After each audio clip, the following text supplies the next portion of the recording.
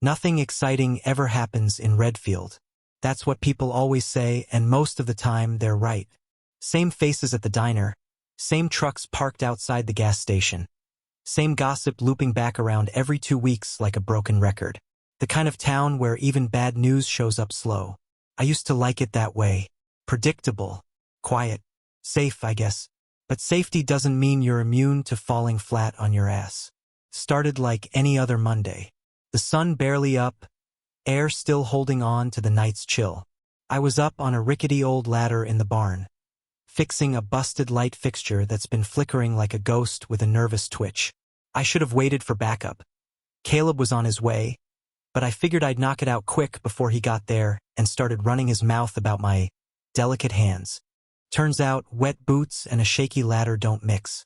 1 second I was tightening the socket with my left hand, the next my boot slipped, the ladder twisted, and gravity did the rest.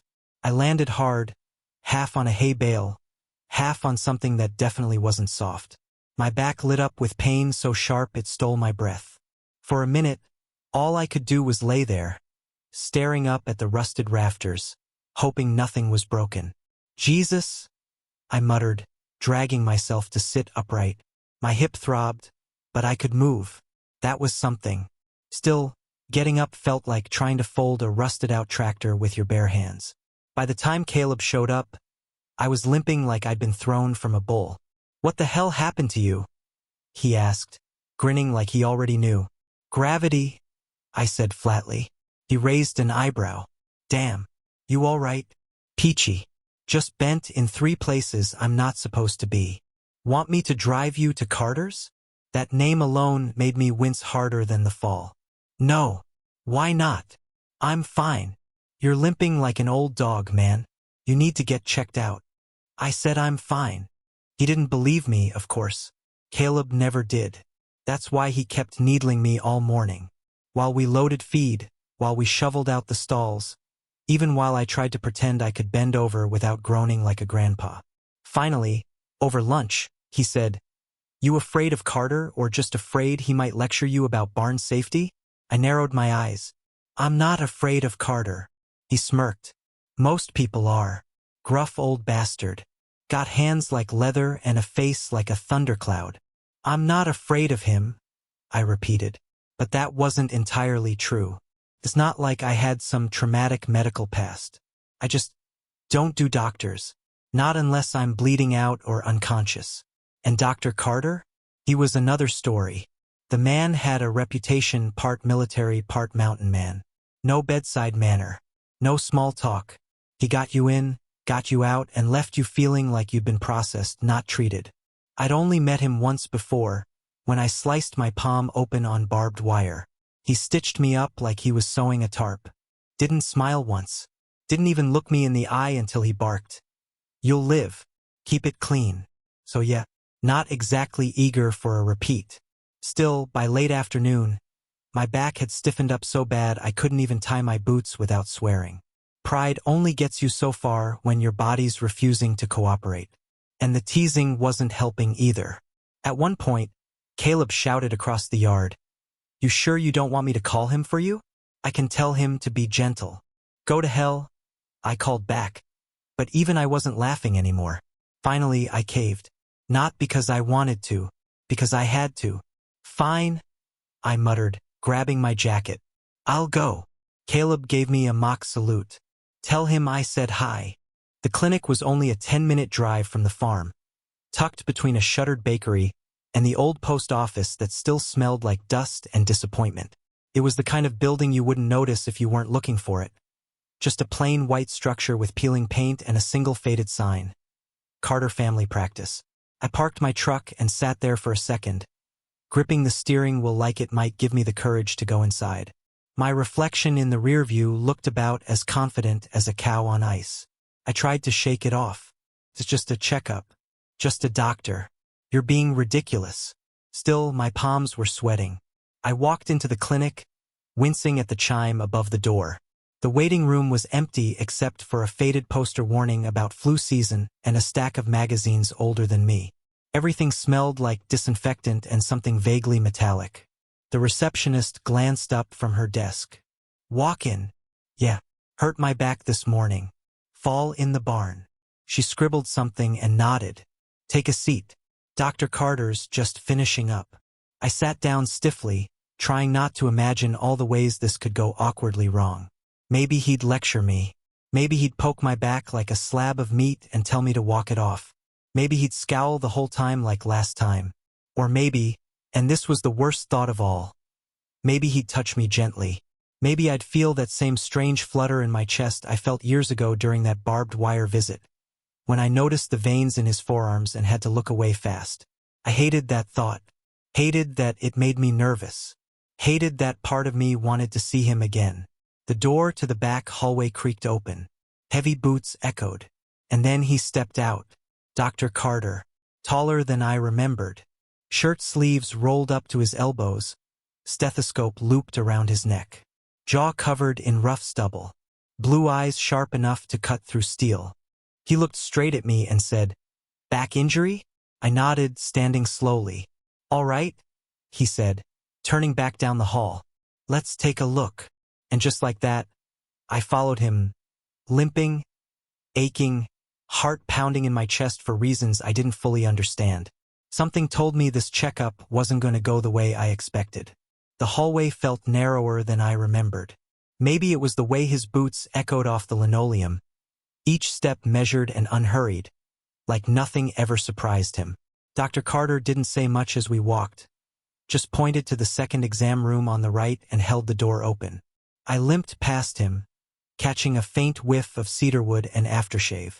Not strong, just enough to make my already fried nerves spark. The room was small, worn in that rural town clinic kind of way. Walls the color of dishwater. Metal cabinets with mismatched handles. A leather-bound medical journal sat cracked open on the counter like someone had been halfway through reading about something serious before deciding to leave it behind forever. The faint smell of antiseptic mixed with something older, like old books, or maybe the leather from the exam table. "Go ahead and have a seat," he said, nodding toward the table. I sat down stiffly, trying not to make a noise as my lower back protested. He grabbed a clipboard from the counter and stood beside me, scribbling something with a fountain pen. Of course he used a damn fountain pen. Of course he did. "How'd it happen?" he asked without looking up. "Fell off a ladder in the barn. Was fixing a light. Hit the ground hard? Hard enough to hear something pop." He nodded once, then finally turned to face me fully. Up close, he was even more striking than I remembered, early 40s maybe, but with the kind of face that didn't soften over time. Square jaw, high cheekbones, a few weather lines at the corners of his eyes. Hair peppered with early gray, short and clean. His shirt sleeves were rolled up past his elbows, revealing forearms marked by old scars and veins like ropes. The man looked like he could wrestle a bull and win without breaking a sweat. I looked away before he caught me staring. He moved efficiently like someone used to working alone. Took my blood pressure, checked my pulse. His fingers were cool but steady against my wrist. "You've got a mild tremor. Probably pain-induced," he murmured. "Any numbness in the legs?" "No." He nodded again. "All right, I'll need you to stand so I can check the range of motion." I did my best, though my hips screamed in protest. He asked me to bend forward, then side to side. He knelt briefly to check my ankle reflexes, which made me tense all over again. His hands were strong but controlled, never lingering longer than needed. Finally, he stood and stepped back. "I'm going to need you to get on all fours," he said calmly, "so I can check spinal alignment and sacral stability. Won't take long." I froze. "What?" I asked before I could stop myself. He raised an eyebrow.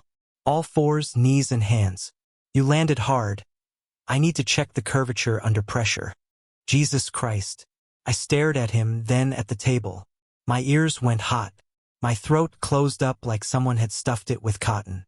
Dr. Carter didn't blink, didn't flinch, didn't smile. Just stood there like this was the most normal request in the world. Maybe it was.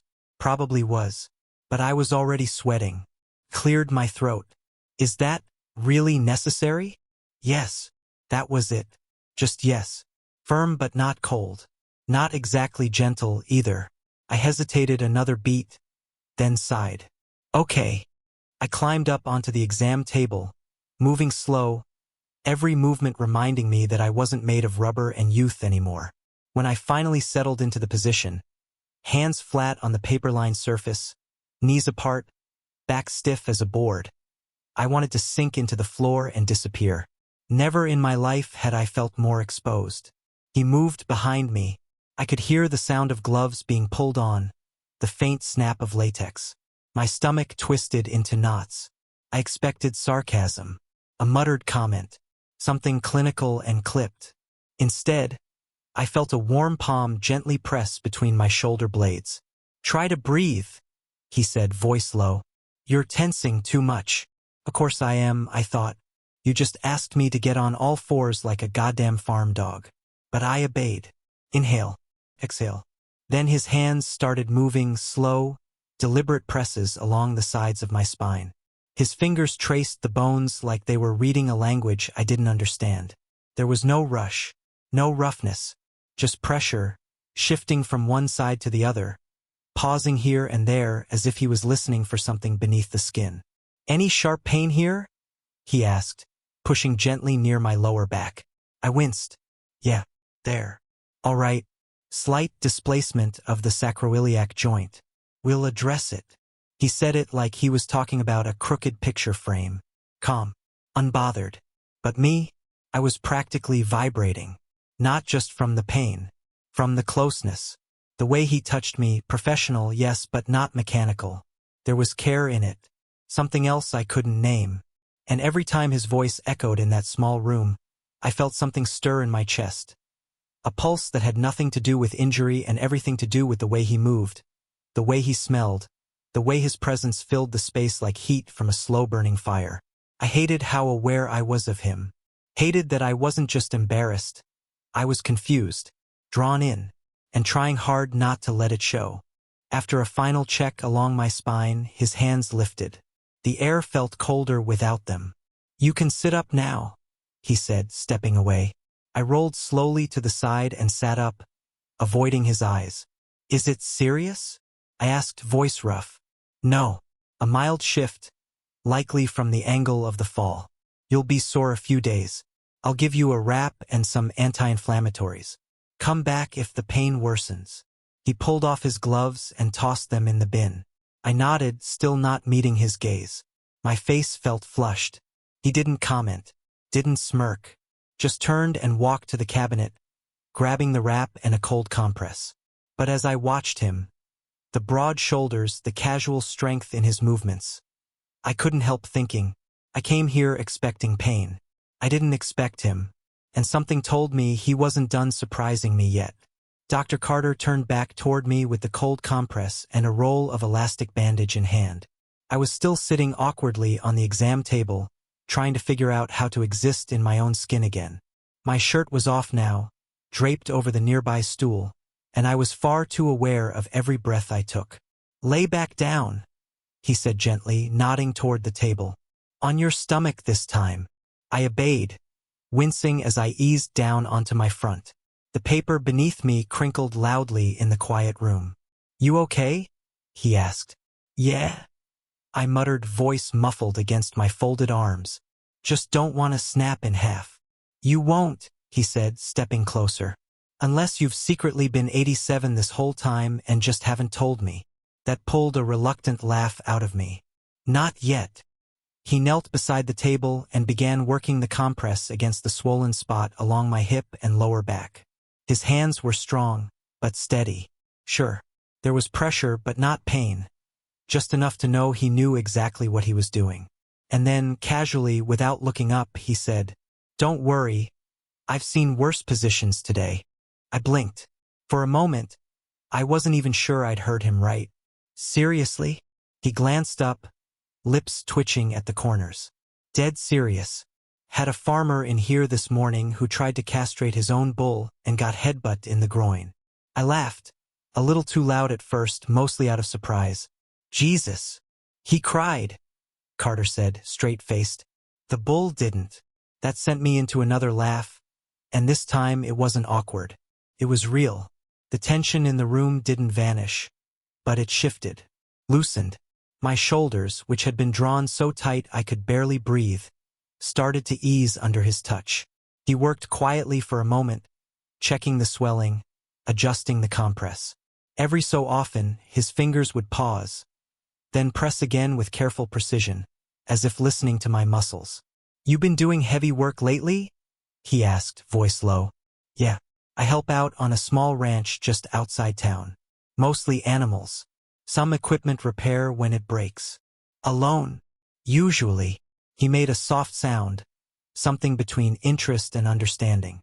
"Sounds like a lot for one guy." "It is." A pause. Then he asked, "You like it?"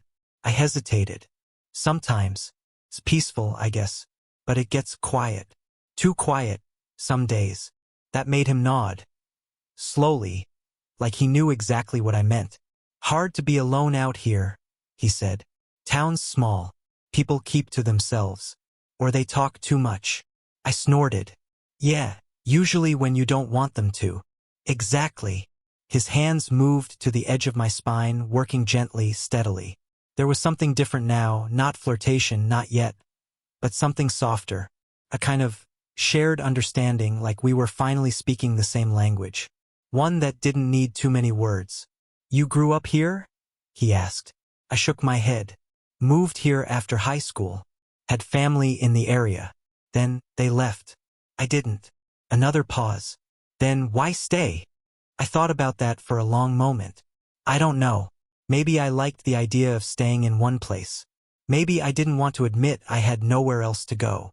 He was quiet after that. His fingers stilled. For a moment, neither of us said anything. The room seemed to hold its breath. It wasn't awkward. It wasn't tense. But it was charged. The kind of silence that feels heavier than words. Like something is standing between two people. Something invisible but alive, waiting for one of them to acknowledge it. I could hear his breathing. I could feel the heat of his hand still resting lightly against my lower back. And I knew, somehow, that he was feeling it too. After a few seconds, he cleared his throat and stood. "I'm going to wrap the joint now. Then you can sit up." I nodded silently, though I still wasn't sure if my voice would work properly. He moved with that same quiet efficiency, winding the bandage around my waist and hip, fingers brushing my skin with each pass. The contact was warm, grounding, and yet every time he touched me, it felt like a low hum ran through my body, like a warning and a question, all at once. When he finished, he stepped back and peeled off his gloves. I pushed myself up slowly, sitting on the edge of the table. My shirt still sat folded beside me, and I reached for it instinctively. He didn't look away, but he didn't stare either. Instead, he said, "You'll be sore a few more days. If the swelling doesn't go down, I'll give you a topical anti-inflammatory. You can pick it up tomorrow." I nodded, tugging my shirt over my head. "Thanks." He handed me a sheet of paper with some care instructions. Our fingers brushed as I took it, just a brief moment of contact. But it felt like something lingered there, something he wasn't saying, something I wasn't ready to ask. As I stood to leave, he moved toward the door to open it for me. But just before I stepped out, he said quietly, "Next time, try not to wrestle gravity without supervision." I smirked. "I'll keep that in mind, Doc." He watched me for a beat longer. Not cold, not unreadable, just thoughtful. And then I was out the door, back in the empty waiting room that suddenly felt a little too bright. I left the clinic walking slower than I had when I came in. Not because of the pain, because part of me didn't want the appointment to end. Dr. Carter guided me into his small consultation room after finishing the wrap. It was less clinical than the exam room, more like a converted office. A wooden desk scarred by years of use sat near the window, and a single leather chair stood opposite a low bench. Sunlight filtered through blinds, casting pale stripes across the floor. On one wall hung a framed photograph of a mountain range, somewhere green and wild. It didn't look like anywhere near Redfield. "Sit," he said, gesturing to the bench. I eased myself down carefully, my hips stiff but a little more stable now that it was wrapped. He moved around behind his desk, set down his clipboard, and then, instead of sitting in his chair, came to sit opposite me on a stool. rolling it closer until we were eye to eye. "Let's ice that before you head out," he murmured, pulling a fresh ice pack from a small freezer tucked under the counter. The sound of it crinkling filled the quiet as he shook it, breaking up the cold inside. 15 minutes on, then off when you're home." He crouched slightly and pressed the pack against my lower back, holding it in place with one hand while the other steadied my hip. His touch was firm but soft, deliberate. The cold bit through the bandage at first, but then it dulled into a relief that made me exhale without realizing I'd been holding my breath. "Better?" he asked. "Yeah," I said quietly. "Better." We stayed like that for a moment, him kneeling in front of me, hand against my back, eyes flicking up now and then to check my expression. It felt almost too intimate for a clinic. Almost like the walls had shifted into some private place that didn't belong to either of us, but to the silence between us. "You should take it easy for a few days," he said softly. "No heavy lifting, no climbing ladders, no wrestling bulls." I smirked at that. "I'll do my best."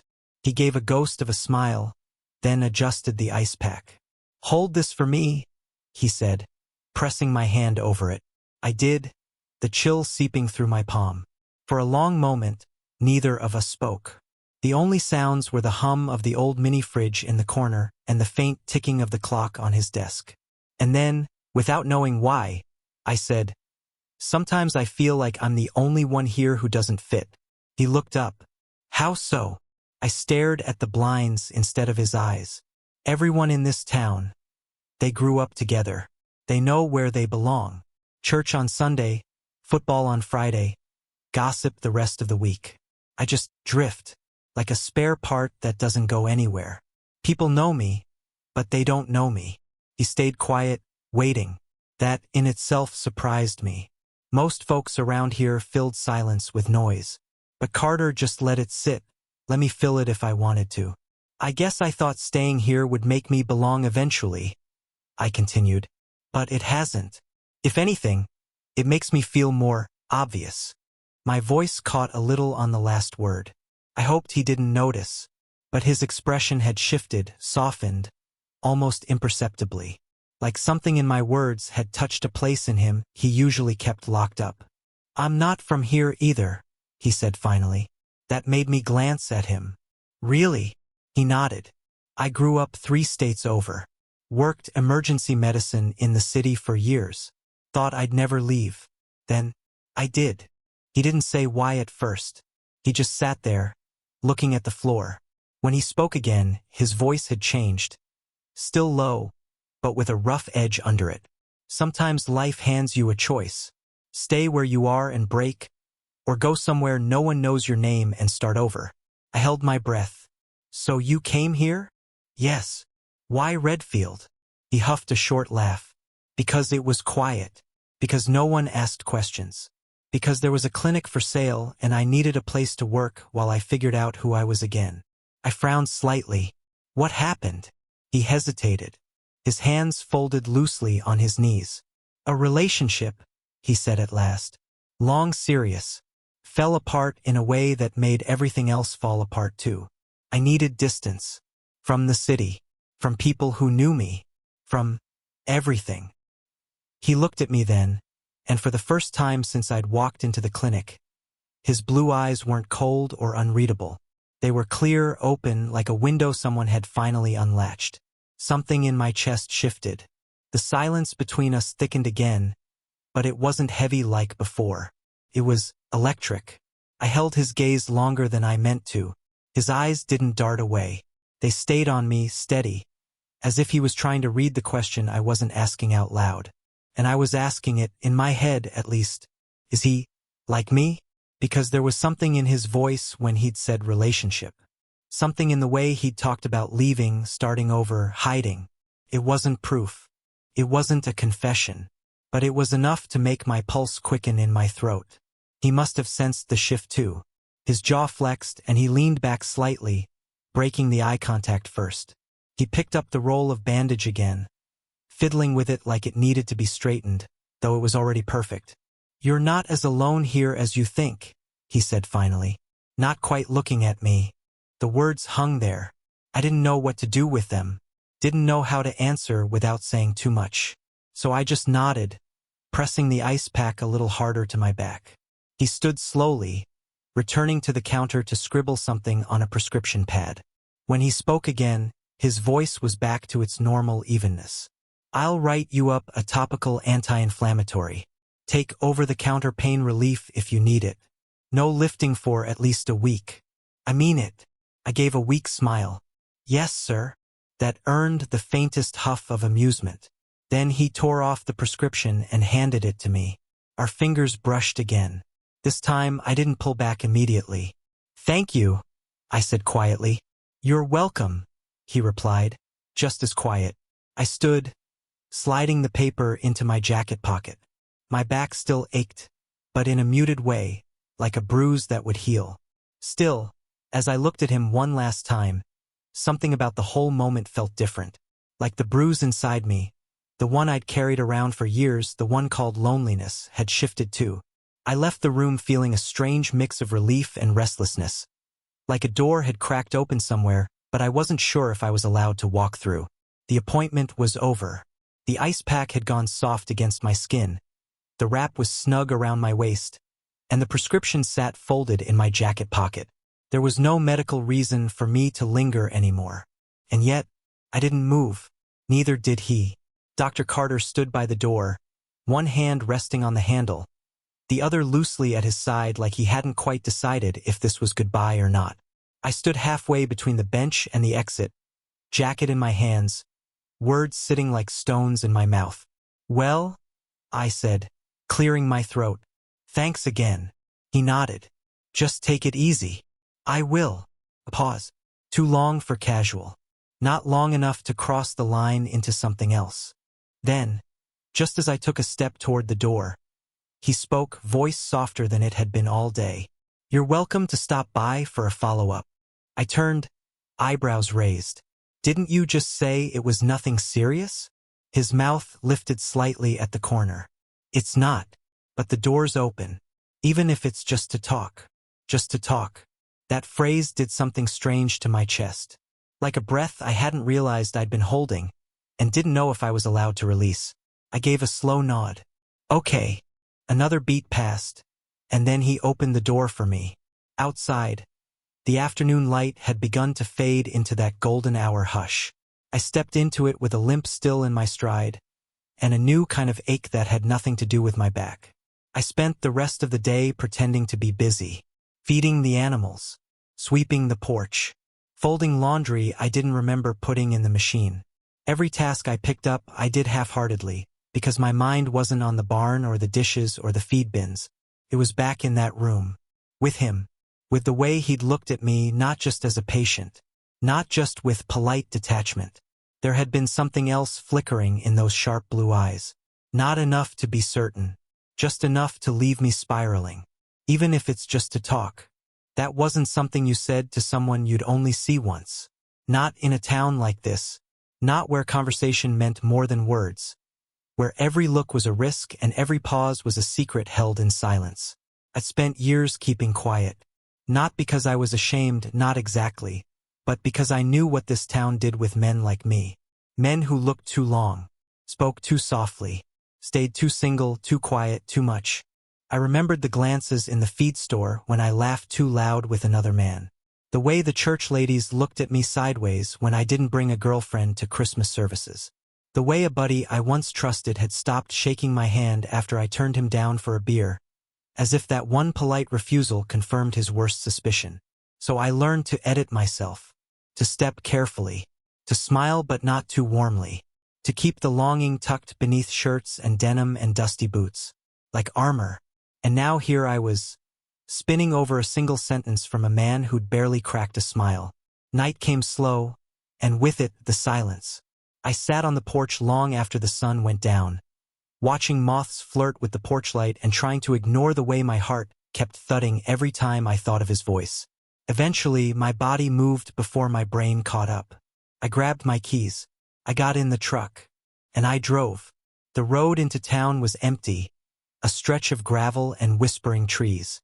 The clinic sat quietly at the end of Main Street, its porch light still glowing like it always did, casting a pale pool of light across the cracked concrete. I parked down the block. I wasn't even sure why I came. I didn't have a reason. No excuse. My back still hurt, but not enough to justify being here.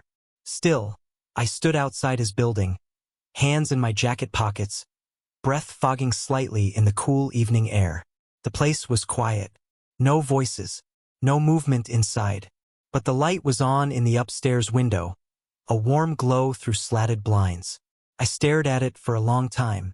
I took one step toward the door, then stopped. What would I even say? Hey, remember when you said to stop by? I didn't know if you meant it, but I've been thinking about you all day, and I don't want to be alone tonight, and maybe I'm not the only one hiding? No. Too much. Too soon. Too risky. I stood there for a full minute, shoes scuffing the gravel, throat tight. Then I turned around and walked back to my truck. I didn't see the curtain shift until I reached the door. I paused, one hand on the handle, and turned back just slightly, enough to see the light flicker as the blinds moved. Just a sliver. And behind it, the faintest silhouette of someone standing at the window, watching me. My pulse skipped. Just once. Then I got in and drove home. That night, I lay in bed with the window cracked open, listening to the wind press against the frame. I thought about his hands, the quiet way he listened, the worn lines on his face when he talked about starting over. And I thought about that window, that warm light, that sliver of movement. He'd seen me. He hadn't looked away. I didn't know what that meant yet, but I knew it wasn't nothing.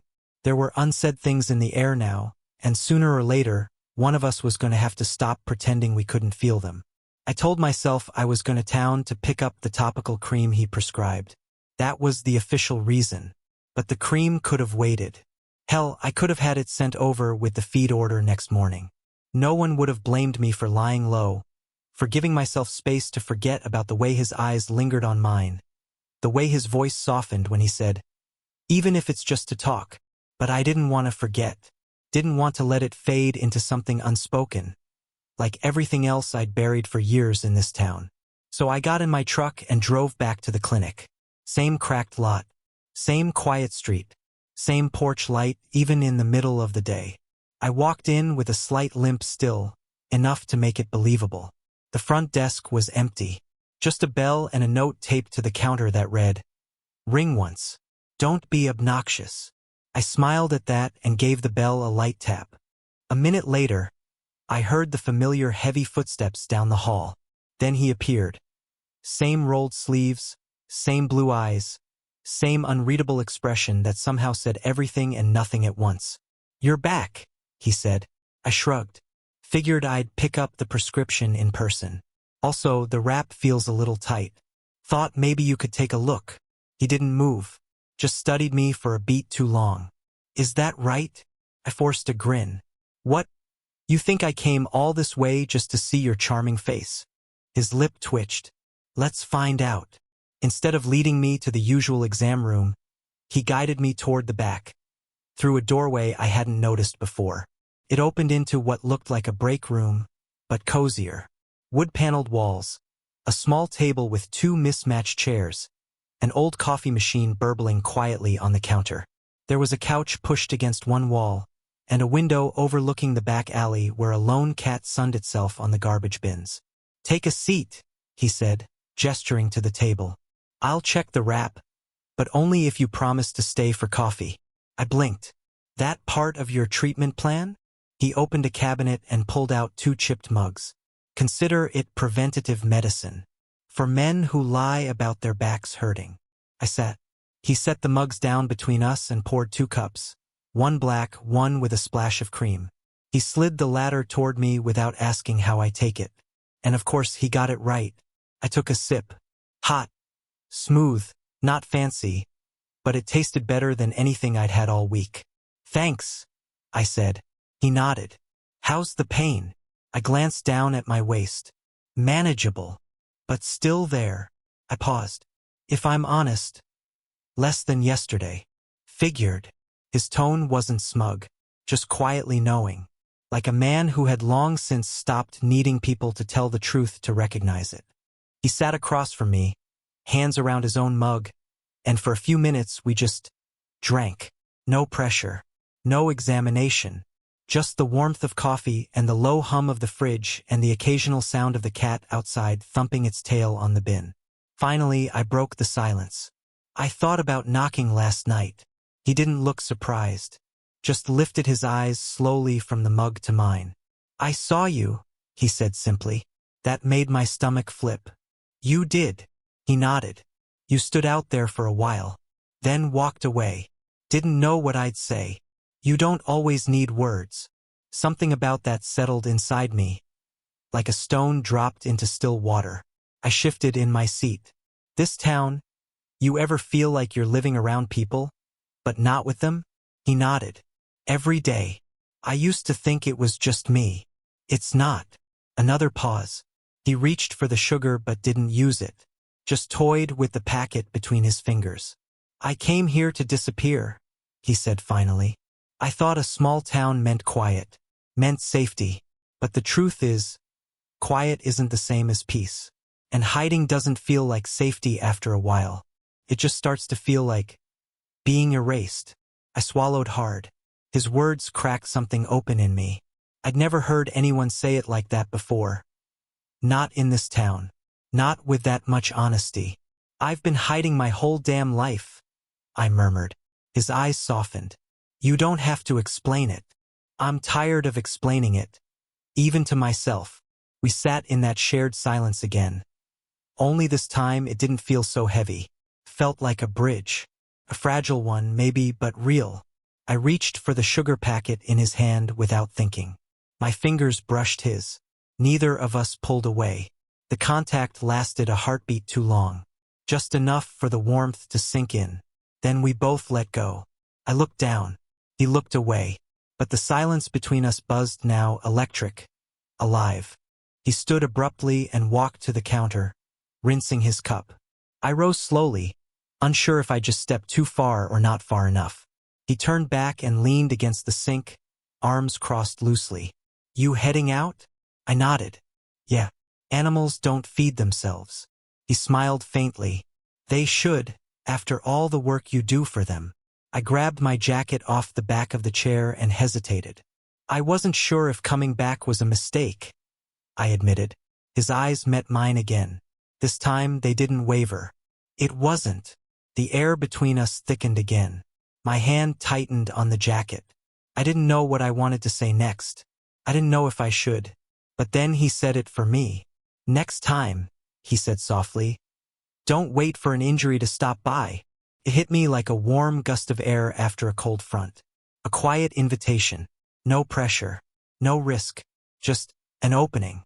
I gave a slow nod. All right, I said. He walked me to the door, just like before. Only this time his fingers brushed my back gently as I passed through. And this time I didn't look back to wonder if he was watching. I knew he was. The rain came sudden that weekend. One of those late spring storms that rolls in without warning. The kind that drowns the sky in gray before you even know what's coming. I watched it from the porch for a while, cup of coffee in hand, boots tapping quietly on the wood. I told myself I was just restless, that I needed air, that the barn could use checking, even though I knew every latch was locked and every animal sheltered. But the truth was I couldn't sit still. Not since Thursday. Not since him. His words had lingered like static in my ears. Next time. Don't wait for an injury to stop by. Every time I replayed them, they echoed a little different. An invitation. A warning. Promise. And here I was, pulling on my jacket, stepping out into the rain, walking toward town like a man with somewhere to be, even if I couldn't admit it. By the time I reached the clinic, I was soaked through. Hat useless, hair plastered to my forehead, jacket clinging to me like wet paper. I hadn't brought an umbrella. I didn't think I'd actually walk the whole way, but something about turning around felt worse than being drenched. So I stood there, in the rain. Outside the clinic, I'd already told myself I wouldn't visit again without a reason. And then the door opened. I hadn't knocked, hadn't even touched the handle. Dr. Carter stood there, dry in a soft flannel shirt, sleeves rolled to his forearms, collar open. His expression didn't show surprise. Just quiet recognition. Like he'd been waiting. He stepped aside. "Come in." I didn't ask how he knew I was there. I just stepped inside, dripping water onto the floorboards. He grabbed a towel from a drawer near the sink and handed it to me. I dried my hair, my hands, my face, avoiding his eyes the whole time. Thunder rolled outside, long and low like a warning. The windows rattled faintly in their frames. When I looked up, he was watching me. Neither of us said anything for a long moment. Then he turned and walked toward the back. I followed, my boots squelching softly. We ended up in the same small break room. The coffee machine was off, the lights low. Outside the single window, rain battered the alley and filled the gutters. He stood by the glass, arms crossed, watching the storm like it might reveal something. I stopped a few feet away, the towel still in my hand. "It's coming down hard," I said, just to say something. He nodded. "Didn't expect you." I didn't expect me either. He looked at me then, slow, deliberate. "Back hurting again?" I met his gaze. "No." A pause. I opened my mouth, closed it again. My throat felt tight, my hands clammy. So I just said it. "I didn't come here for my back." The words dropped into the room like thunder. He didn't move, didn't blink. But I saw the way his shoulders lowered slightly, like something inside him had been bracing, and now it didn't have to. He turned fully toward me, stepped closer. One step, then another. Now we were only inches apart.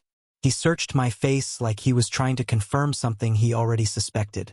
His hand lifted, fingers brushing a damp strand of hair from my temple. "I know," he said softly.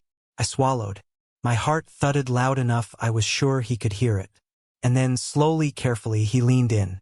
His lips touched mine like a question.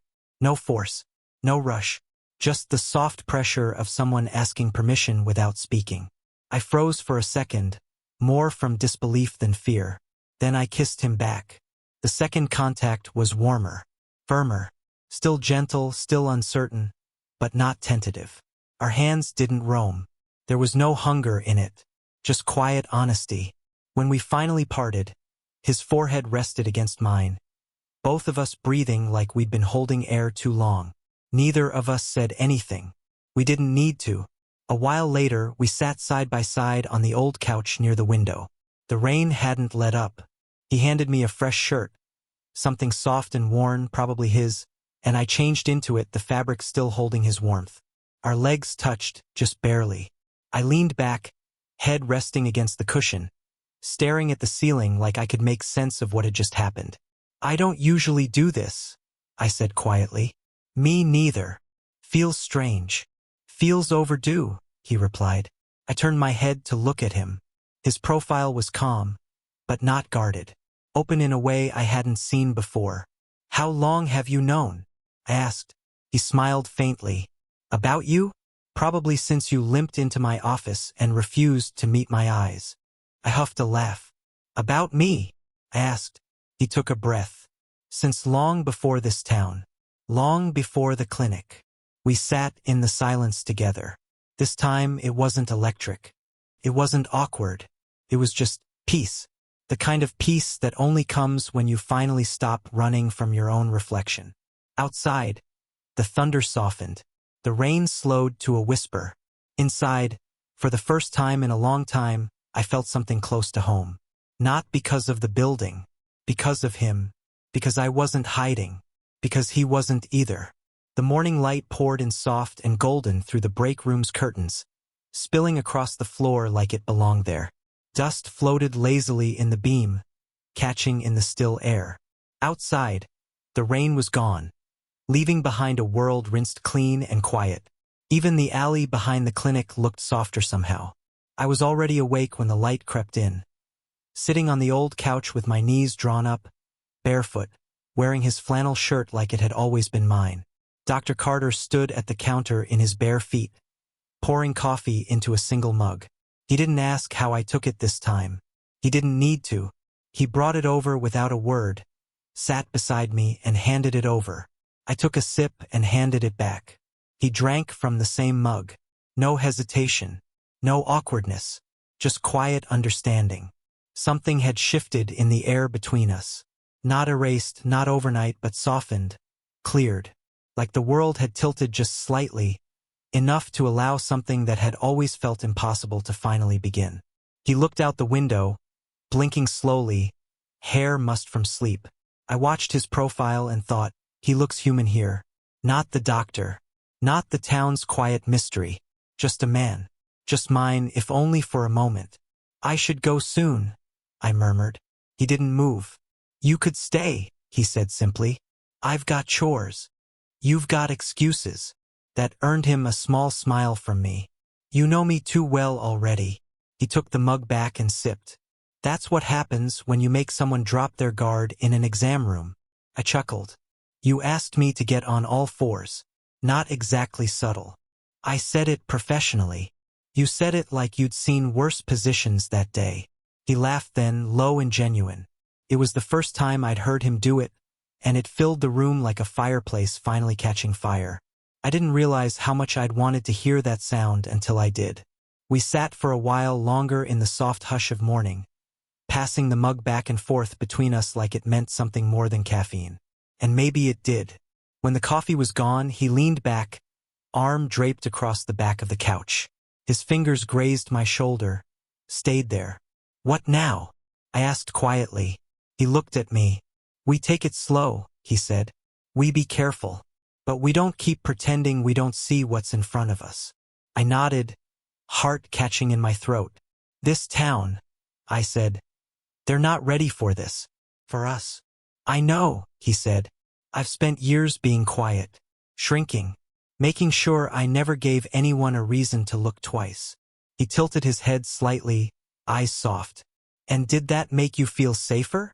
No, I admitted. Just smaller. He squeezed my shoulder gently.